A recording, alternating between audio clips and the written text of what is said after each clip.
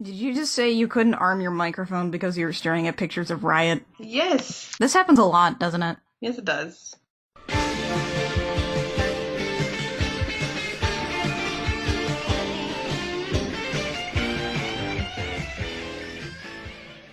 Hey there, Internet. I'm Annie. I'm Kit. And I'm Mac. And this is the JEM, where we do an episode-by-episode recap of the 1980s cartoon JEM and the Holograms, because it is truly outrageous. And you guys, episode 17, In Search of the Stolen Album, is today's episode, and our good friend Rick Merwin is back on writing duty. You may remember Rick Merwin from such episodes as The Rock Fashion Book. And every other 80s cartoon ever made. This is a man who is well-versed with shenanigans, which is great because that's all this episode is. So our episode opens up at the Starlight Recording Studio, which I can't remember if we've actually seen this set before, or if we've just seen them, like, in a recording studio. They do know that this is them recording their first big album, so maybe this is a new thing, and before they only recorded really crappy singles in their house. Also, it's taken them this long to record an album. What have they released before this point? This is episode 17. They've at least had a tape circulating by episode 3. And it has taken 14 more episodes for them to cut their first big album. Maybe big's a qualifier here? Is it their first actual album? Because that seems kind of really weird. Or is big the qualifier?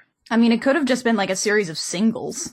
Or EPs. Isn't that terrible business practice? I have no idea how the music industry functions. I get the feeling Rick Merwin has no idea how the music industry functions either. But at least he knows that there are sound engineers. We start with the Holograms recording a song that we're going to actually hear in its entirety a little later. They cut, Jem says someone's a little flat after Aja keeps going on lead vocals. Has Aja just been singing the songs this whole time and everyone thought it was Jem? I would buy it.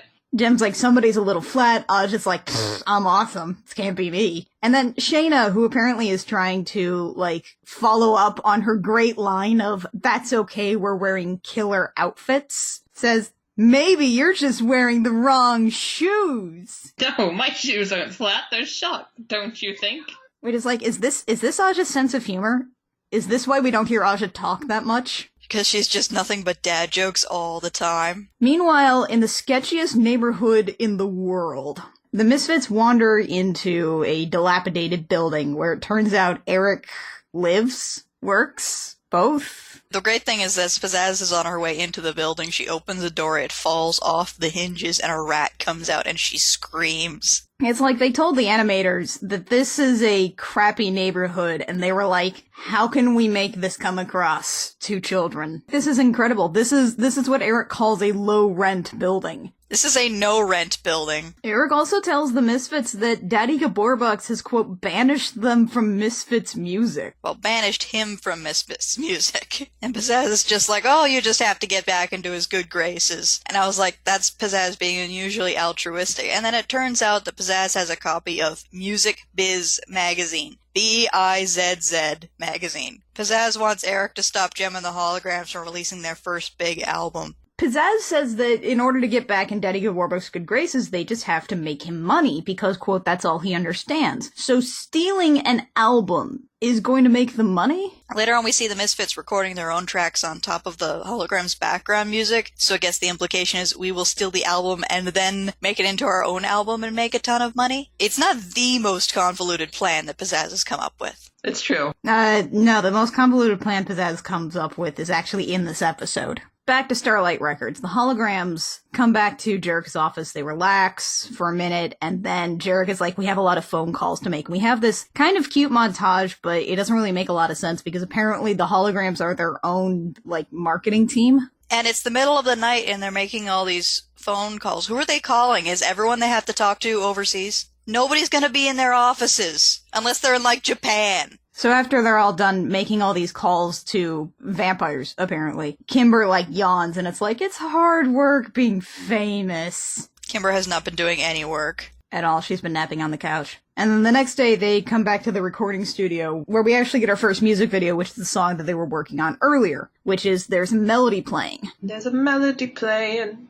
Which starts with a hilarious leg twitch on Jem's part. It's like that nervous gesture you see teenage boys doing in high school where the knee bounces up and down at like hypersonic speed, only she's standing, and it's like the animation is 2 frames long. This actually might be my favorite Hologram song. It is a good song. Even if Rio's here for no reason. And Rio is surprisingly stiff. Like, while Jim is actually gorgeously, animated like she normally is with the hair twisting and everything, Rio just kind of stands there and his arms are kind of held in the dancing posture and he doesn't really move. He and Jem are dancing and he dips her and spines do not work that way. But the most notable thing about this video is that it ends with a mic stand pole dance. Yeah, she does this she swings around the microphone stand down to the floor and gives the camera this sultry glance. That's a thing they put in a children's cartoon. Yep. Meanwhile, at Eric's apartment in the middle of the night. He's sleeping on a couch. It looks like an office. He's just living in his office. And let's also talk about the fact that for most of this episode, Eric is just, completely disheveled. It's actually kind of pathetic. I almost feel bad for him. Zipper is doing his thing, leaping from building to building, and then he shimmies his way into Eric's office via window. If you're in a crappy neighborhood, why does he have to come in through the window? Why would you even have that window open? Maybe there's just no glass in that window. Zipper has apparently been summoned by Eric, and Eric tells him, the holograms are recording. And he tells him, quote, "There just might be a bonus for you if the master tape disappears." And Zipper cackles at this, but a bonus? Does he pay Zipper a regular salary? That would explain where Zipper gets all his outfits. That would also explain why Zipper continually gets given jobs, despite the fact Zipper takes every job as murder them. Eric takes this information, he wakes up, he gets dressed, and he goes to what we actually recognize as the Gabor Mansion, which is an exterior I don't think we've seen since, episode 6. Matilda the maid mistakes Eric for a vagrant. Then I initially thought that Matilda the maid was Mrs. Bailey, so I was like, Mrs. Bailey, what are you doing at the Gabors, you traitor? No, I think Matilda's apparently Pizzaz's servant, and I think Matilda might actually be evil Mrs. Bailey. I totally love her, though, because, she's like, "We don't want any," and then Pizzazz says to let Eric in, and there's this close-up of Matilda just scowling at him. Eric tells the Misfits, who are all hanging out at Pizzazz's house, that they should leave town for a few days because something bad is going to happen to the master tape. Roxy, who always has the best input at any situation, such as "cool," now follows this up with "hey, rad." But yeah, they have to leave town because something plausible deniability something. Right, which is great timing because we then cut to the recording studio at night where Zipper nabs both the master tapes and all of the song sheets. Nobody keeps backups. There's only one master tape, there's not a backup, there's not nothing. And that's our commercial break. So, Memento Mori, Jem's album, I guess. Buy more dolls. They need it. The dolls come with cassettes. You can reassemble the master tape. But when we come back, the engineers are in the recording studio, and we hear a Star Trek door noise, and Jem and the holograms come in. And the engineers are like, turns out everything's gone. It was a real pro job, which is that is not how I would ever describe Zipper's operation. What's really great is when they say that the master tape has been stolen, Aja says, "Oh no," but all the holograms' lips move. Tim, the audio engineer, says, "I can't even tell how they got in. He got it through a window. He opened a window and he climbed in. The window wasn't even locked. You suck, Tim." Jem, of course, immediately suspects the Misfits because this is just her life now. She suspects the Misfits when they are and are not responsible, which is honestly probably good. It's a safer bet, really. The Misfits are probably responsible. 85% of the time, they are probably responsible. Meanwhile, somewhere fancy that looks suspiciously like a Club Med. The Misfits are hanging out by the pool, where Roxy proves herself hydrophobic. She dives into the water and then climbs out, and there's no indication she was ever in the water. Roxy repels water. Pizzazz has a great idea at this pool party. She says, "Let's make them trying to find the master tape a scavenger hunt." Roxy immediately chimes in with cryptic clues! The Misfits are super pumped for this arts and crafts project. Let's be real, Stormer ended up doing all the work. That's true. Oh yeah, definitely. They got all the magazines to write those ransom notes. Stormer's the only one who actually ended up cutting out the letters, and the other two started just reading the magazines. Well, except Roxy. Roxy looked at the pictures. It's not like Roxy could have even helped with cutting out these letters at all. Though Pizzazz probably dictated it in terms of, the poetry. So we do a couple of, quick cuts here. The holograms at Starlight Records are out of a lot of money if this album can't be found. And that's pretty much the summary of that situation, I guess. Then we cut to Flash Recording Studio, which I think is actually the same recording studio they used during the Kimber Stormer episode. So the engineer is like, "Okay, babies, why don't we start putting down the track?" Pizzazz is like, we're not your babies. Immediately, like, her first response is like, we're not your babies, and then just turns straight back around and it's like, no, let's actually record this. Which leads us into our second and final song of the episode,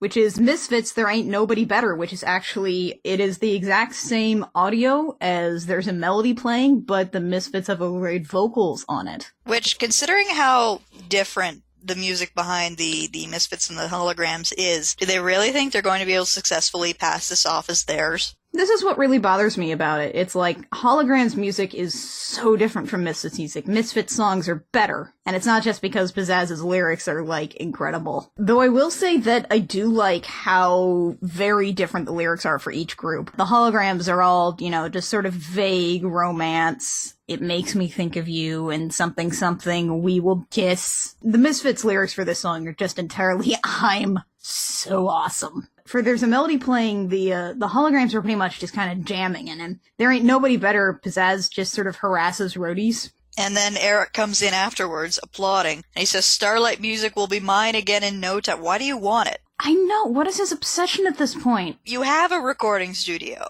Why do you want this recording studio? Is it just a point of pride now? Is there something super special about Starlight music? Like there's pirate gold buried in the basement that only you know about? What's the big deal? Meanwhile, back at Starlight Mansion, somebody has left a ransom note on the door. And it's all like newspaper cutout. It's a poem. And there's a slight discrepancy here. They read the first line a little differently. For really good times, the very best yet, check out the storehouse and talk to Chibet.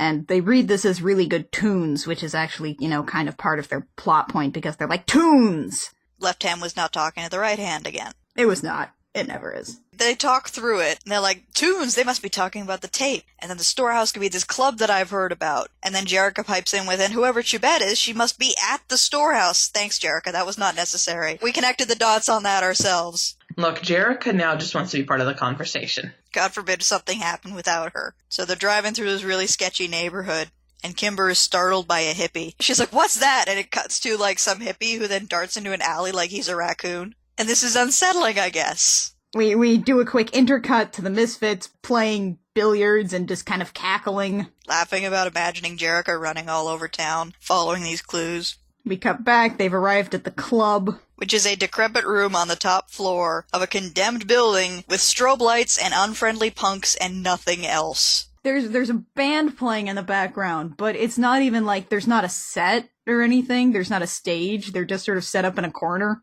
I mean, we get this whole little scene of the Holograms asking the punks questions, and it's all like, it's basically just a bunch of squares don't understand the modern music. At one point, Kimber goes up to a guy, and he's like, sorry, you're not my type. And she's like, excuse me, I'm not your type? She's actually mad about this. Well, I mean, this is Kimber. She's used to every single boy that she meets wanting to be her boyfriend. It turns out that Chibet is the soda machine. There's a soda machine in the club. And they named it Chibet. They don't have a bar, they just have a soda machine. Do they fill it with, like, cans of beer or something? Or are these clean punks? Who comes by to refill the soda machine? Who comes to this abandoned building, unlocks the soda machine with a little key, and loads it up with the cans again? There's a guy you need to call for that. Maybe they regularly attack and rob a soda guy. Like one of the guys in the Coke trucks. They ride him down on their motorcycles.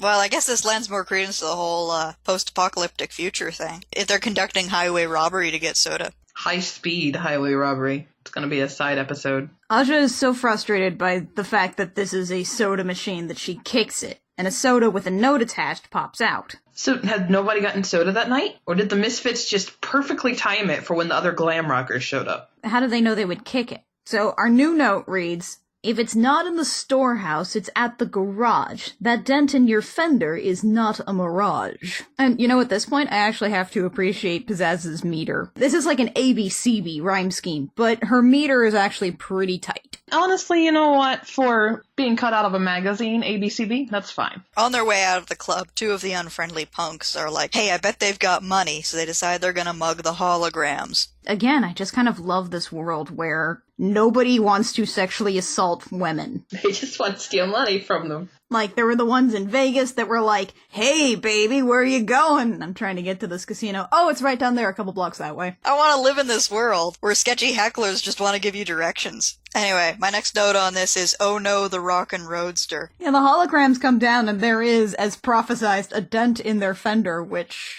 the Misfits are still, like, away. How did this happen? I bet Zipper's in the background in his ninja costume and he did it. Aja looks at the thing and says, well, we can't do anything about it right now, but she says it in Jerrica's voice. Yeah, and then we cut to a shot off screen where, like, Jerrica continues talking, like, let's go home for now, while Aja's mouth is not moving. There's a lot of this in this episode, just people talking with each other's voices. But anyway, Mad Max motorcycle robbery. So our motorcyclists start following after the rockin' roadster, and Aja's like, I think we got a tail, and they start driving and taking random turns, and they end up in a dead end. The thugs get off their motorcycles and are like, it's okay, there's only two of them, and then a whole other gang shows up. You got the money? Yeah, the thugs are gonna, like, use the holograms and the car to pay off some kind of debt out of nowhere. And Shane is like, I don't think even Synergy can get us out of this one. And you know what? In my notes, I wrote, really?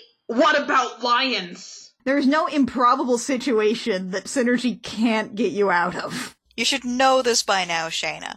But as they're about to be, like, sold into gang slavery or something, that's where we cut to our commercial break. The great thing about this is that a bunch of the punks are just slamming bricks together like they're in Monty Python. Like, that's their threatening weapon, is they're just banging bricks together. And after the commercial break comes back, one of them says, give us the cash or we'll give you one of these, and then smacks the bricks together again. The world is fire and blood. Bricks. And you know what, Shayna? You're full of snot. Because JEM says, fireworks. Synergy, and Synergy sets the car on fire, which is a firework? Synergy just heard fire and was immediately started before hearing works. She's like, oh, fire, I know how to do that. I still think Synergy's twisted imagination is maybe the best part of this show.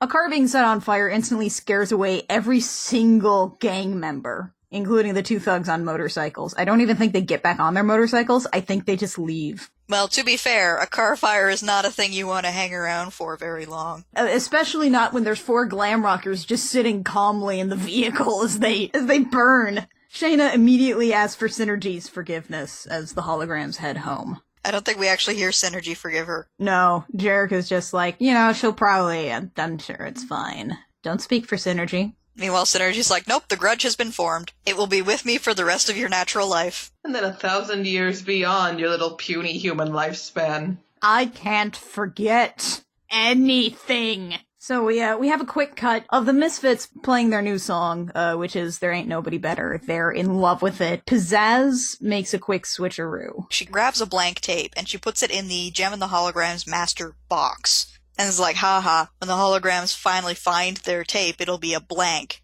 So this whole scavenger hunt has been completely pointless. But it's still gonna keep happening. We have 2 more spots to go. Meanwhile, we have the holograms back at Starlight Records leafing through, like, 8 different copies of the Yellow Pages, which is spectacular because you kind of forget that in the pre-internet days, you couldn't just Google anything. You had to leaf through the Yellow Pages. This scene is going to be completely inscrutable to anyone, like, born 10 years ago. Yeah, basically, if you were born after the turn of the century, you're gonna be like, what the hell are they doing? Anyway, the holograms eventually locate the Mirage Garage, which is at, and I quote here directly from the Yellow Pages, 470 Way Out There Boulevard, California. No city, just California. And I love that it's a boulevard, not like a state road or anything. And when they drive out there, for some reason guys who live at the edge of LA sound like hayseeds. The guy greets him with the solid howdy, and Aja is like, did he actually say howdy? Aja, I beg your pardon? This man is allowed to greet you properly with a howdy if you're going to make stupid jokes about shoes, okay? You are no better. Also, you and the holograms are basically about to ruin his livelihood, so give the man a break here. The best thing about this is his name is Bubba. The terrifying thing is that people who live in LA actually think that this is what people who live anywhere outside LA sound like. Like, as soon as you're outside city limits, all of a sudden you're in the South. Oh no, it's incredible. It's incredible. So, Bubba thinks they're purty ladies, and he also says he has the tallest tower of tires in the state. A tower of tires? We should climb that. They're climbing all over the tallest tower of tires in the state. Like, they have no reason to think that this is where the next clue must be. But it is, because this show. And Aja causes an avalanche. This tire tower comes crashing down with someone shouting, "Watch out, tire avalanche." Which is possibly the best line in this episode. The tires rip a huge hole in the garage. They'd kind of crush part of his roof, honestly, like in general. Like it kind of topples down behind him. Just a wave of devastation here. Poor Bubba. They ruin his life. Yeah, they really did ruin his life, because now no one's going to come see his tower of tires, and also his garage just got destroyed. What's Bubba going to do to make money? How is he going to pay for this? The holograms don't care. It's time to get back on the Rock and Roadster and head back. Well, Jerica does offer to pay him or something, and Bubba's the very polite southern boy in him says, well, no, that'll be fine. I'll get it figured out some way or another, which is, what you're supposed to do is insist on paying anyway. But no, Jerica's like, no, okay, bye. Yeah, they leave him forever. But we do get our next note, which is, surf and sun sound good to me. Riding blue waves is the place to be. Pizzazza's meter is getting lazy, guys. I think she stopped caring. I mean, you can tell she swiftly stops caring, because we're at the second to last note. Yeah, she got bored real quick. She stopped trying at this point, but the holograms are trying, because they've apparently walked the entire length of the beach in Los Angeles. Kimber's like, the beach is a lot bigger than I thought it was. Really, Kimber? Really? It takes up kind of the whole coast! You live in California. It's got more coast than anyone else. Except Alaska. Except Alaska. But you can't exactly hang out on the beach in Alaska. Well, you can, but it's not encouraged. They come across the Blue Wave Surf Shop, basically after, they must have started at one end of the beach in Los Angeles and just worked their way down or something. They get to the Blue Wave Surf Shop and they ask the guy, hey, can we look around? Because, that's not something you would normally do at a surf shop. And they basically, ransack the place. They're throwing surfboards all over the place. They finally find our last note, and it is the laziest frickin' note of all of them. Go 30 paces, cast your net, and don't despair. Flashy music will soon fill the air. Pizzazz! She's officially stopped trying. So they figure out, there's a volleyball net right there. They dig underneath the volleyball net, and they find their tape, ostensibly. And we cut immediately to them listening to the tape at Starlight Mansion, and oh no, it's blank. And then, only now, does Jerica realize that they own the world's most powerful computer, and that might help somehow. It's exactly like when they were in Venice, where she's like, oh wait, holograms! Just Synergy hanging out in the background going, I'm ready to go whenever. I'm ready, guys. I'll just be here, twiddling my hologram thumbs. Oh, now you want my help. Let me make a scanner. She has a scanner now. They feed all the notes into the scanner, and Synergy instantly analyzes, there's no processing time whatsoever. She instantly analyzes the notes. She doesn't even pause. Yeah, and let's be honest, here, as we said, she's been sitting in the background this whole time, just twiddling her thumbs. She's had this prepared. She knows what they're about to give her. You're totally right. She's already done all this. She's just been waiting. They just fed those notes right into a shredder. She doesn't actually need to scan them. Here's the confusing thing about this. Does Synergy have internet access? This is the weirdest part. By all accounts, she shouldn't. You silly billies. Synergy is the internet. So here's what Synergy tells them. Well, the storehouse was where the Misfits perform. The Mirage Garage is near the resort owned by Daddy Gaborbox. Blue Wave Surf Shop recently had a charge by Phyllis Gabor. I don't know how she got this information, especially not the POS records. Synergy points out that the last note mentions flashy music, which is obviously a reference to Flash Recording Studio. Of which Daddy Gaborbox is a part owner. We have two things that we have learned from this. One, Synergy is doing probably so many illegal things to get this information, since it's 1986. And two, we're still not sure what Daddy Gaborbox does. He just owns everything. He owns all of the things. He owns this room. He owns you. And then the holograms are like, we'll see who has the last laugh. Which I feel like is a repeated line. And then we cut to this shockingly expensive and well-animated bird's-eye view zoom-in to the holograms driving to Flash Records. Yeah, why was this shot necessary? I don't know. I mean, we could have just cut that entirely and have them pull up outside the recording studio. I feel like they could have spent that money on something else. Everybody else gets out of the car but Aja, and they tell her to, meet us back here in 5. And the remaining holograms turn into the Misfits. They are able to just waltz into the recording studio, somebody greets Jem as Pizzazz, and she's just like, nah, at him. So you say! She, tries to give Pizzazz, this Brooklyn accent. / Skeletor voice. Yeah!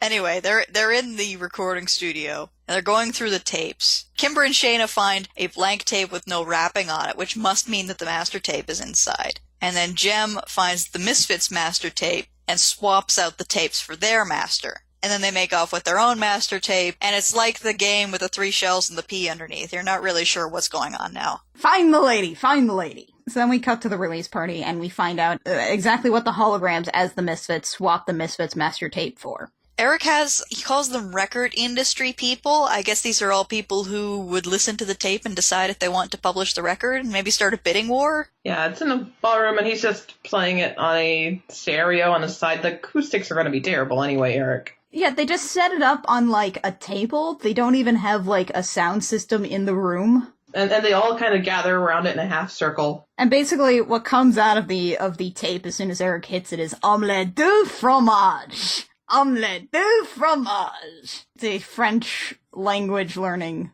tape. That goes over about as well as you'd expect. Pizzazz screams at Eric for ruining everything. Oh man, she has one of the biggest freakouts that I've seen in a while. Meanwhile, the Holograms album is doing great. Everybody loves the album, including Music Biz Magazine. They're on the top 10 of Music Biz Magazine. They are at number 1, and you guys, numbers 2 through 10 are amazing. Note that numbers 5 and 6 of this are cut out on the Netflix versions, but Mac has been watching on the DVDs, so she has the full list. Drum roll, please. Number 2 is Popper. Number 3, Bruce Fallstein.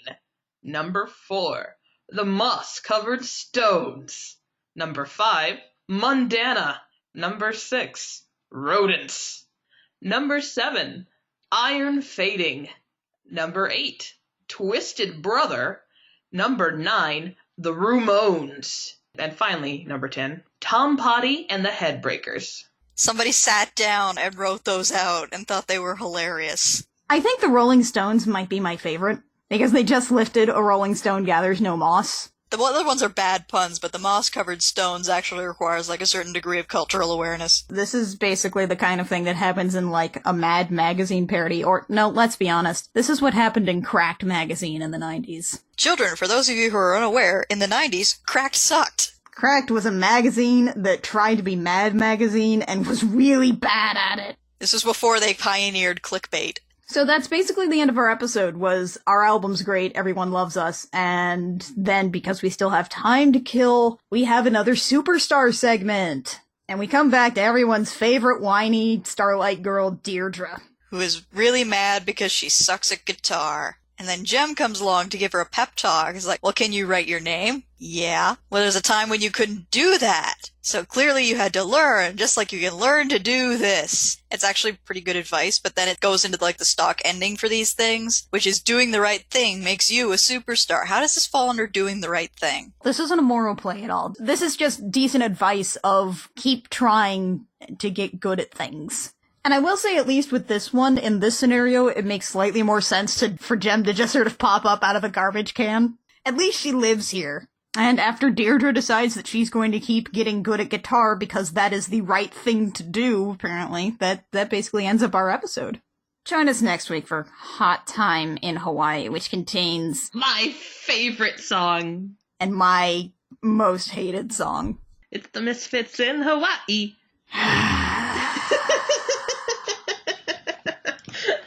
This is gonna get violent, folks. You can find the Gem Jam every week on iTunes, SoundCloud, and Stitcher, and also YouTube, of course. We are also a Patreon-supported podcast. If you want to check out the Patreon, donate $1 or something, that'd be super great. Helps us make this little ridiculous podcast keep on going. So, until next week, dear listeners, I'm Annie. I'm Kit. And I'm Mac. And this has been the Gem Jam. where curiosity killed the cat, but outrageousness brought him back.